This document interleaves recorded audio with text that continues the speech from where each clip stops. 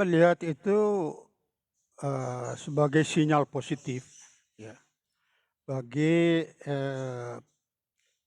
alur distribusi minyak goreng kita. Karena kalau kita lihat ya, pada di awal Maret lalu pertanggal 8, begitu Pak Menteri mengumumkan bahwa beliau bisa mengumpulkan 465,3 juta kiloliter, itu bagi kita tuh suatu surprise besar dibandingkan dengan konsumsi kita itu per bulan rata-rata hanya sekitar 319.000 kiloliter. Nah, begitu dikeluarkan pengumuman bahwa minyak goreng kemasan premium dan kemasan sederhana dilepas sesuai dengan mekanisme pasar, surprisingly kok bisa dalam tempo 1-2 hari gerai market itu pada penuh. Sumbernya dari mana? Jadi kami sarankan juga kepada Pak Menteri, melihatnya mudah saja itu. Yaitu dilihat aja barcode-nya, itu produksi kapan. Kalau itu diproduksi minyak goreng yang bulan Januari sama Februari, jelas itu penimbunan. Jadi jangan selalu kita sangat jengkel juga mendengar bahwa seolah-olah perusahaan minyak goreng lah penyebab semua kemelut ini. Ya, 465,3 ribu kiloliter itu udah luar biasa jumlahnya itu. 45% di atas konsumsi biasa. Nah, hilang di tengah jalan itu bagaimana ceritanya kan? Kalau nggak ada vacuum cleaner. Nah, vacuum cleaner itulah yang saya kira yang akan diumumkan oleh beliau dan bagi kita itu sebagai satu sinyal positif. Karena ini bukan kejadian ini saja di Republik kita ini terjadi.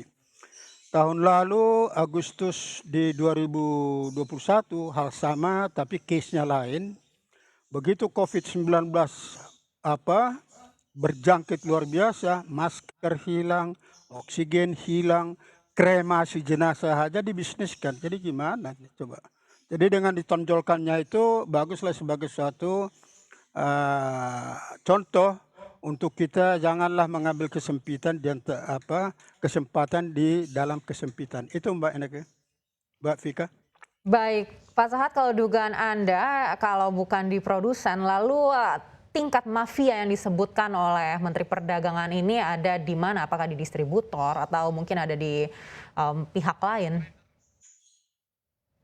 Bisa kombinasi ya. Jadi coba kita lihat dulu alur produk minyak goreng ini ya. Dari produsen dijual kepada distributor. Distributor dijual kepada ada yang ke gerai market, ada juga yang ke agen. Nah, dari agen itu ada kalau ke gerai market itu langsung ke retail modern. Kalau yang di pasar umum itu langsung ke pasar ya.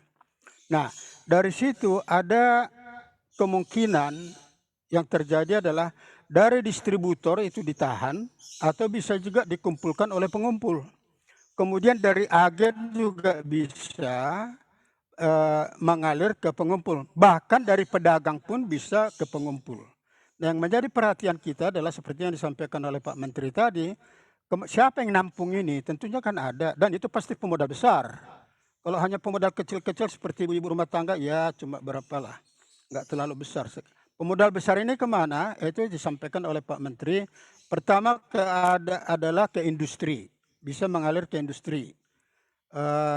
Jangan lupa minyak goreng ini juga dipakai oleh industri susu, industri noodles, industri cookies, dan juga para hotel. Ya, itu juga menggunakan minyak goreng. Nah, itu yang perlu diawasi. Mereka belinya itu dari mana? Harusnya bisa di-trace. Nggak akan susah. Itu dengan IT modal sekarang harusnya bisa di-trace itu. Kemudian yang kedua ke repacker. Repacker dibeli itu kemudian dibuang bungkusnya, di-repack, dijual lagi dengan harga tinggi. Itulah yang perlu diawasin.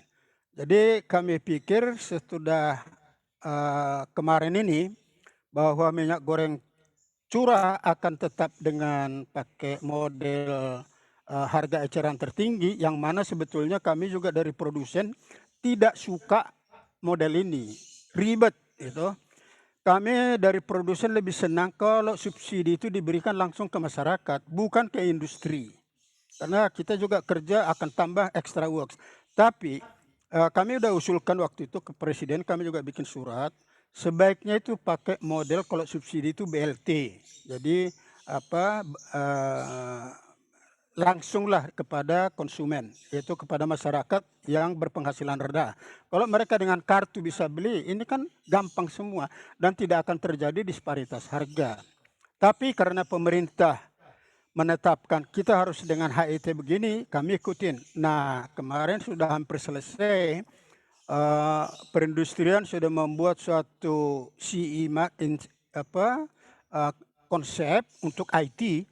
Saya kira dengan IT ini yang boleh mendapatkan subsidi adalah mereka perusahaan-perusahaan yang mendaftar ke dalam SIINAS atau SIMIRA, Sistem Informasi Minyak Curah.